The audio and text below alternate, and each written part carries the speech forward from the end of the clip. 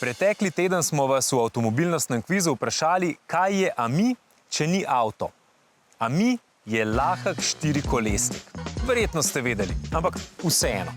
Kljub temu, da ima 4 kolesa in bi po tej plati lahko koga pretental, AMI pač ni avto, kar med drugim pomeni tudi to, da se izogne številnim predpisom, ki veljajo za osebna vozila. Zato AMI lahko vozi vsak, ki ima tip dovoljenja AM in mora biti star več kot 15 let. V tem torej najdemo odgovor na vprašanje, kaj AMI je. AMI je znanilec sprememb v ponudbi vozil ali bolje različnih mobilnostnih naprav, ki bodo v mestih v prihodnje vse pogostejše. Kot tak pa je hkrati tudi zanimiv posebnež, ki je kot narisan zato, da pritegne pozornost mimoidočih in zato ni presenečenje, da je AMI pogosto tudi orodje atraktivnega oglaševanja. Nedavno so ga na primer pred velikim prodajno-servisnim kompleksom skupine Emil Frey v Ljubljani dvignili v zrak in to je bil odgovor,